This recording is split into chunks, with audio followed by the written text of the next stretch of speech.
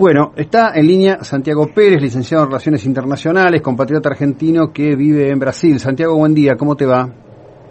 ¿Qué tal, Jacobo? Buen día. Gracias bueno, por la invitación. No, por favor, siempre sigo atentamente la información que nos hace llegar y en este caso puntualmente, bueno, tratando de tener y completar, yo estuve conversando con un colega nuestro, apellido Bimbi, que también está viviendo allí, él concretamente está viviendo en Brasilia y estaba en Río de Janeiro en estos días, y quería ver tu mirada, porque me parece que 7 centavos o 20 centavos de aumento en el transporte público no explican todo lo que está pasando en Brasil, ¿no? No, por supuesto que no. Bueno, el aumento en los precios de los pasajes fue sin dudas la gota que rebasó el vaso. Pero si analizamos un poco las causas completas que impulsan las movilizaciones, los reclamos son mucho más profundos. Uh-huh. Yo creo que esto abarca cuestiones económicas, cuestiones políticas, cuestiones institucionales. Por ejemplo, por lo que se pudo ver en los carteles de los manifestantes, hay una suerte de desgaste o inconformismo con los servicios públicos, con servicios, lo que es educación, salud, que si bien han mejorado durante los últimos 10 años en Brasil, no están logrando satisfacer las demandas de la población. Uh-huh. Esto también se ve en contraprestación con lo que son la organización del Mundial de Fútbol, uh-huh, donde ya se llevan gastado nada más ni nada menos que 13.000 millones de dólares, uh-huh, y se están cumpliendo parámetros internacionales de la FIFA de manera obsesiva, y se vio en muchos manifestantes que decían que lo único que no cumple padrones internacionales en el Brasil de hoy son las escuelas y los hospitales. Uh-huh. Ahora, concretamente, ¿no? En líneas generales, esto vos lo verás, porque imagino yo que seguís los medios de Argentina, los metropolitanos cotidianamente, o los verás de tanto en tanto, permanentemente se hacen, viste que históricamente hay referencias a Argentina, Brasil. En general, culturalmente, la prensa metropolitana, sobre todo la de Capital Federal, tiene la tendencia a magnificar lo positivo de Brasil y contraponerlo con una suerte de demérito permanente de lo argentino. Yo siempre que digo esto, digo, no es que acá no hay demérito, ¿no? A mí me hincha un poco esto de la ficcionalidad permanente. Hace 3 años que escuchó decir que 40 millones de brasileños pasaron a integrar la clase media y que esto habla del éxito y la movilidad social brasileña. De cualquier manera, también quiero señalar que hasta donde yo conozco no ha desaparecido una sola favela en Brasil. No, la particularidad del fenómeno es que si uno hace un análisis de lo que pasó en Brasil durante la última década, podría decir, la clase media creció, sí, creció. ¿Hay más brasileños que acceden a la educación? Sí, hay más brasileños que acceden a la educación. ¿Hay menos brasileños con hambre? Sí. ¿Hay más brasileños que acceden a la salud pública? Sí. Pero lo que está pasando es que, como naturalmente cuando una persona ve satisfecha una necesidad, o sea, puede satisfacer nuevas necesidades, la persona que no comía ahora come, ahora quiere tener educación. Claro. La persona que tenía un hijo que no fue a la universidad y ahora su hijo está yendo a la universidad, quiere una mejor universidad. Lo que está pasando es que la sociedad está reclamando un poco más y al mismo tiempo hay otros factores, como mencioné anteriormente, por ejemplo, un reclamo hacia las instituciones, hacia lo que fue la organización de la Copa, que es un tema muy polémico y muy complejo. Se han pagado muchos sobreprecios, hay muchas denuncias de corrupción. Puntualmente, un caso que es muy emblemático, aquí en Río de Janeiro, con el Estadio Maracaná, claro, que fue cuando fueron los Juegos Panamericanos del año 2008, el estadio fue completamente reformado, con la excusa de que quedaría listo para la Copa del Mundo. Nada de eso. Luego de 2008, básicamente lo demolieron nuevamente y lo volvieron a construir, gastando 500 millones de dólares adicionales, cuando realmente vale la pena preguntarse si era necesaria la reforma, ¿no? Claro, sí.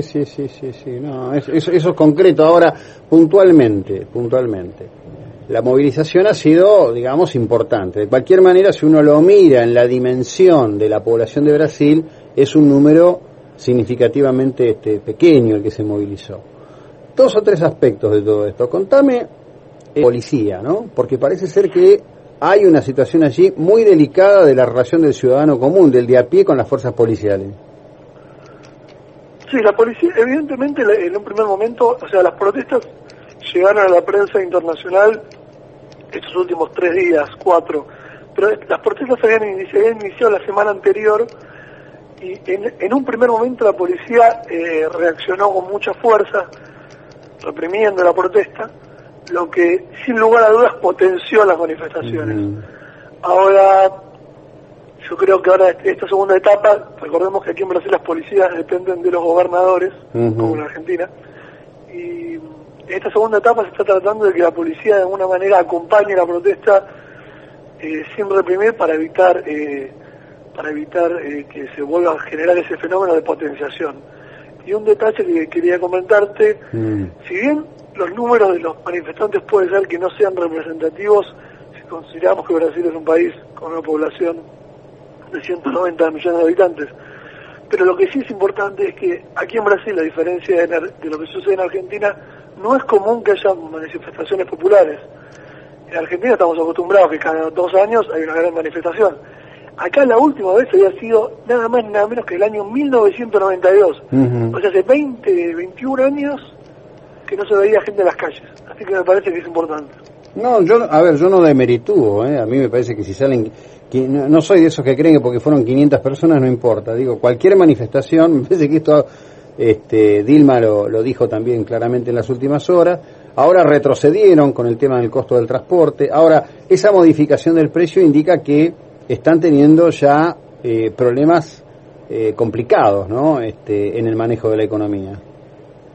Sí, la economía está encontrando ciertas limitaciones estructurales. Recordemos que Brasil venía creciendo muy fuerte y el año pasado creció solamente 1%, 1,5%. La inflación, si bien es baja o relativamente baja, está entre el 6 y el 7%. En la canasta básica, si vemos el aumento de los precios de los productos básicos, el año pasado aumentaron más del 20% y el salario mínimo creció solo 9%. Es decir, que ahí se puede entender un poco las motivaciones de la protesta y si sumamos eso a el factor de que el transporte público es muy caro, puede llegar a costar hasta $1.60 un pasaje de colectivo. Y hubo otro factor más que movilizó la protesta, es que aquí hay en agenda un proyecto de ley para limitar los poderes de lo que es el Ministerio Público Federal, que es una organización, es un ente público entre cuyas potestades está la investigar escándalo de corrupción. Es una entidad que tuvo un protagonismo muy grande en el escándalo del Mensalão. Claro. Y este proyecto de ley que buscaba recortarle facultades, ya el gobierno ha anunciado que ha sido archivado. Claro. Y el proyecto de ley no va a ser enviado al Congreso, lo que significa que el gobierno está tomando nota de las protestas. Bien, ahora puntualmente, ¿por qué no le contamos un poquito a la gente qué es el escándalo del Mensalão? El escándalo del Mensalão fue nada más y nada menos que uno de los mayores escándalos de corrupción de la historia moderna brasileña, que durante el gobierno se logró probar que durante el gobierno de Lula da Silva se pagaron salarios que se llaman mensualidades, que es la traducción de Mensalão al español, se pagaron mensualidades a diputados, a legisladores opositores para que acompañen al Partido de los Trabajadores en la aprobación de leyes. Se pagaron hasta $15.000 mensuales y la justicia logró comprobar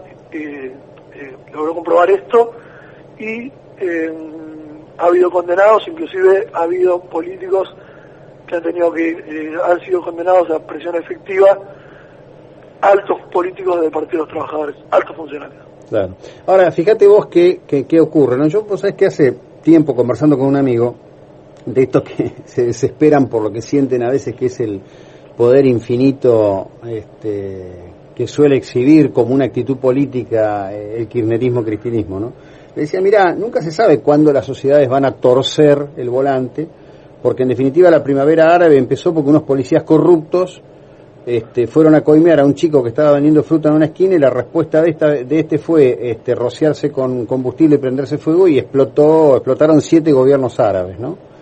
Y estaba mirando que el ministro Gilberto Carvalho, secretario general de la Presidencia, dijo que estaban muy preocupados por la elevada espontaneidad de lo ocurrido en las ciudades brasileñas, admitiendo que no entienden cómo se gestó y llegó a adquirir la dimensión de estos días, ¿no? Es decir, los gobiernos parece ser que nunca logran realmente abordar exactamente qué ocurre en el seno profundo de su sociedad. Yo creo que la clase política brasileña ha respondido, las respuestas de las declaraciones públicas fueron limitadas, yo creo que porque simplemente no tienen la capacidad de responder a las infinitas demandas que se están reclamando. Me parece que vale la pena mencionar que hay una pequeña diferencia con la Argentina, las protestas que estuvimos viendo en el último año, que mientras en Argentina, cuando la gente sale a movilizarse, el gobierno de alguna manera trata de ningunear las protestas o decir que son grupos acomodados o grupos de poder adquisitivo alto. Acá el gobierno está preocupado, está tomando nota, y quizás sucede que las protestas, si bien probablemente son más masivas, son más nacionales, pues abarcan realmente a todo el país, y aparte son un poco más violentas que en Argentina, pues en Argentina realmente las últimas protestas que vimos fueron gente que salió a la calle a manifestarse y volvió a su casa sin hacer grandes destrozos. Acá se ha tratado de invadir la municipalidad de San Pablo, se han destruido distintos patrimonio público. Un intendente en el noroeste de Brasil casi es, por decirlo entre comillas, linchado por los manifestantes. Es decir, algunos políticos están preocupados inclusive por su integridad física, porque las manifestaciones son muy grandes y en casos avanzan sobre municipalidades, sobre patrimonio público. Claro, sí, bueno, también hemos tenido nosotros esos casos en otros eventos quizás más pequeños, menos reflejados a nivel global. Te quería cerrar con esto, esta conversación. Bueno, a ver, puntualmente, ¿no?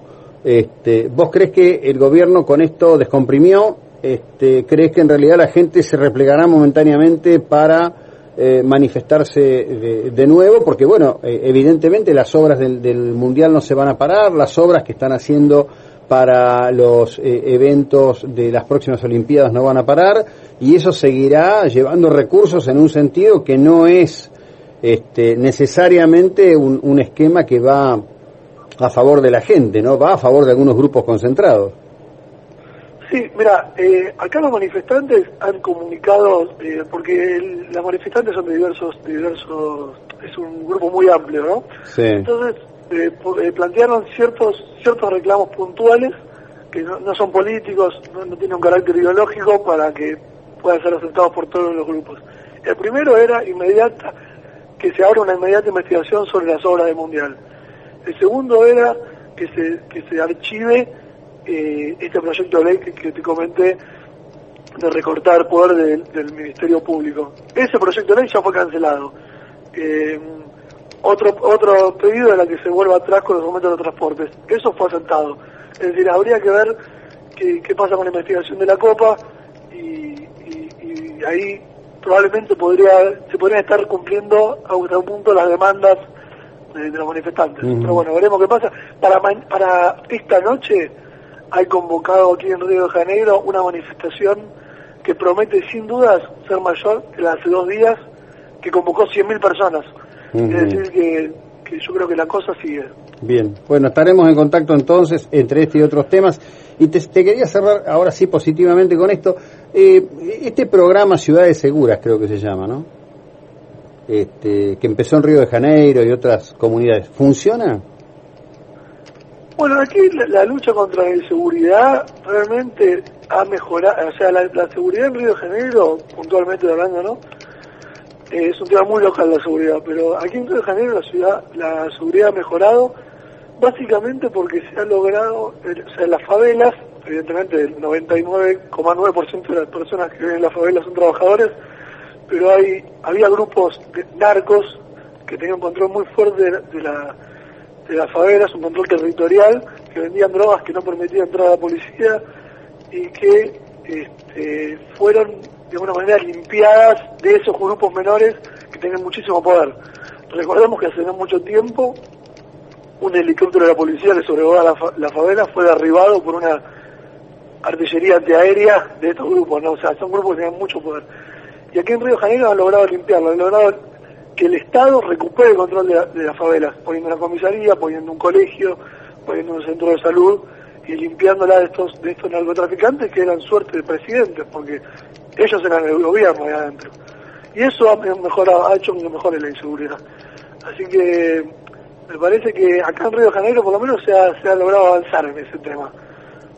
Por supuesto con polémica, ¿no? Porque cuando la policía entraba a recuperar el control, ahí era una guerra básicamente, pero ha mejorado, sí, ha mejorado. Bueno, te mando un abrazo, gracias, que tengas una buena jornada, muy amable. No, gracias a vos. Hasta luego. Bueno, licenciado Santiago Pérez.